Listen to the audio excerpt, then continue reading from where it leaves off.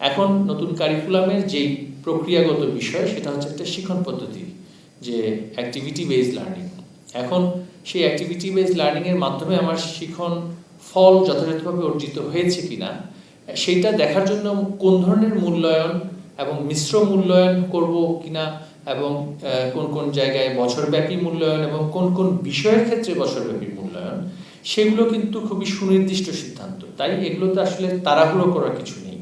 আমরা সকলের উদ্দেশ্যে বলবো, তাড়াহুড়ো করার বিষয়ে একটা সামাজিক চাপ সৃষ্টি করা হয় ওদের কাছ থেকে যারা মূল্যায়নকে ঘিরে একটা বাণিজ্য করে। মূল্যায়নকে ঘিরে কিন্তু একটি রাজনৈতিক অর্থনীতি আছে, আপনারা জানেন। সেখানে কোচিং, গাইড বই বা নানান ধরনের শিক্ষা উপকরণ বিক্রি বা শিক্ষা পদ্ধতির প্রচার প্রচারণার ক্ষেত্রে কিন্তু এক ধরনের একটা রাজনৈতিক অর্থনীতি, পলিটিক্যাল ইকোনমি আমরা যেটা বলি।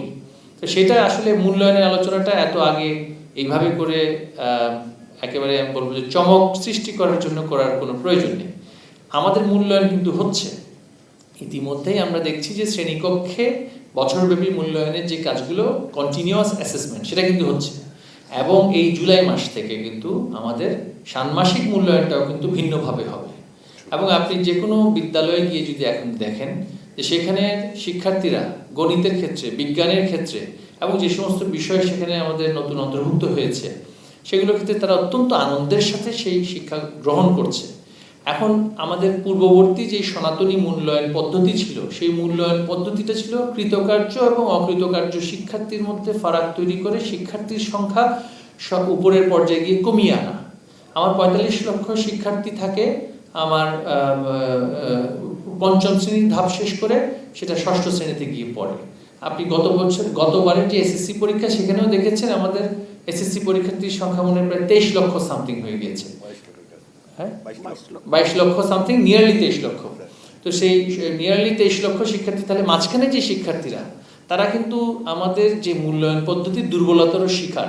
যে মূল্যায়ন এমনভাবে করতে করতে যে আমরা আসলে দুর্বল বলে যে আর্থিকভাবে সামাজিকভাবে পিছিয়ে থাকা শিক্ষার্থীটাকে আরো বেশি শিক্ষা প্রক্রিয়া থেকে বের করে দেওয়ার এক ধরনের একটা প্রক্রিয়া আমাদের এখানে স্থাপিত হয়েছে। এবং এর মাধ্যমে আবার শিক্ষার্থীর উপরে লজ্জা, শিক্ষার্থীর উপরে নিগৃহীত করা মানসিকভাবে, শিক্ষার্থীর ব্যর্থতা বলে, শিক্ষার্থীর পরিবারের ব্যর্থতা বলে এই যে স্মরণশক্তি নির্ভর মূল্যায়নের প্রক্রিয়াটা, সেটা কিন্তু দীর্ঘদিন ধরে পরিচালিত হয়ে আসার কারণে আমরা কিন্তু অনেক শিক্ষার্থী হারিয়েছি। এই যে শিক্ষার্থী কমে গিয়েছে ৪৫ লক্ষ থেকে ২৩ লক্ষে নেমে আসা, এমন প্রক্রিয়াটা তো আসলে শিক্ষার্থী বান্ধব নয়। আমাদের সাস্টেইনেবল ডেভেলপমেন্ট গোলের ৪-এর যে লক্ষ্য, সেটা হচ্ছে আমরা ১০০% শিক্ষার্থীকে মাধ্যমিকের ধাপ সম্পন্ন করাবো। আমার ১০০% শিক্ষার্থী যদি মাধ্যমিক ১০০% বা তার কাছাকাছি শিক্ষার্থী যদি ম্যান্ডেটরি স্কুলিং, যেটা বলছি বাধ্যতামূলক বিদ্যালয়ে যাওয়ার বিষয়টি, সে যদি ১৪-১৫ বছর বয়স পর্যন্ত যদি বিদ্যালয়ে অবস্থান করে, তার যথাযথ নিউমারেসি, যথাযথ লিটারেসি অর্জন হয়, তখন সে যদি শিক্ষা প্রক্রিয়া থেকে বিচ্যুত হয়ে যদি শ্রমবাজারেও যদি যায়, তখন তাকে দক্ষতা দেওয়ার জায়গায় প্রশিক্ষণ দেওয়ার সুযোগ হয়। কিন্তু সে যখন ১১ বা ১২ বছর বয়সে তথাকথিত মেধার পরীক্ষা দিতে গিয়ে, স্মরণশক্তির পরীক্ষা দিতে গিয়ে তার বাবা মার অর্থনৈতিক অবস্থার কারণে সেখানে যখন তথাকথিতভাবে অকৃতকার্য হচ্ছে, নিগৃহীত হচ্ছে এবং তাকে বিচ্যুত করে দেওয়া হচ্ছে শিক্ষা প্রক্রিয়া থেকে, তখন তার পক্ষে শ্রমবাজারে ঢুকে সেখানে নতুন করে প্রশিক্ষণ নেওয়া, দক্ষতা নেওয়াটা একেবারে সম্ভব হচ্ছে না। এবং এরাই কিন্তু আমার অর্থনীতির একটা বিশাল শক্তি। এই বিচ্যুত হয়ে যাওয়া শিক্ষার্থীরাই কিন্তু প্রবাসী শ্রমিক হিসেবে বিদেশে যাচ্ছে, দেশের কলকারখানায়, দেশের কৃষিতে ব্যাপক ভূমিকা রাখছে। তারা যদি তাদের দক্ষতা এবং তাদের সাক্ষরতার জায়গায় যদি আমরা তাদেরকে সেই ১৫-১৬ বছর বয়স পর্যন্ত শিক্ষা দিতে পারতাম, বিদ্যালয়ের শিক্ষা, এখন আমাদের যে কারিকুলাম তৈরি হয়েছে, এর ফলে কিন্তু আমরা অনেক দক্ষ শ্রমিক বা দক্ষ কর্মী হিসেবে তাদেরকে আমরা পেতাম। তাই মূল্যায়ন পদ্ধতিতে কিন্তু আমাদের গুণগত পরিবর্তন আনতে হবে। সেখানে সেই গুণগত পরিবর্তন আনার জন্য আমাদেরকে খুবই সতর্কভাবে এগোতে হচ্ছে। কোনো চাপে বা তড়িঘড়ি করে পরীক্ষা যত গতানুগতিক প্রক্রিয়ায় নেয়ার জন্যই বলি, বা পরীক্ষা নেয়ার জন্য পরীক্ষা নেয়া, সেই কথাই যদি বলি, সেটা আমরা পরিহার করতে চাই। কারণ নতুন কারিকুলামের বৈশিষ্ট্যটা হচ্ছে আমার শিক্ষার্থী যোগ্যতা, দক্ষতা অর্জন করবে। আমি তাকে শুধুমাত্র তথাকথিতভাবে মেধার মূল্যায়ন দিয়ে কৃতকার্য অকৃতকার্যের যেই সনাতন পদ্ধতির প্রক্রিয়া, সেখান থেকে আমরা বের হয়ে আসতে চাচ্ছি। আমরা তাকে মেধার প্রমাণ দেওয়াবো যখন সে প্রথম বোর্ড পরীক্ষায় অংশগ্রহণ করবে।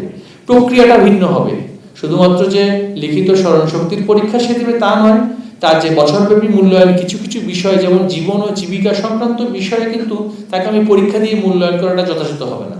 সেটা একেবারেই শ্রেণীকক্ষের বছরব্যাপী যে কন্টিনিউয়াস অ্যাসেসমেন্ট, তার মাধ্যমে তাকে মূল্যায়ন করতে হবে।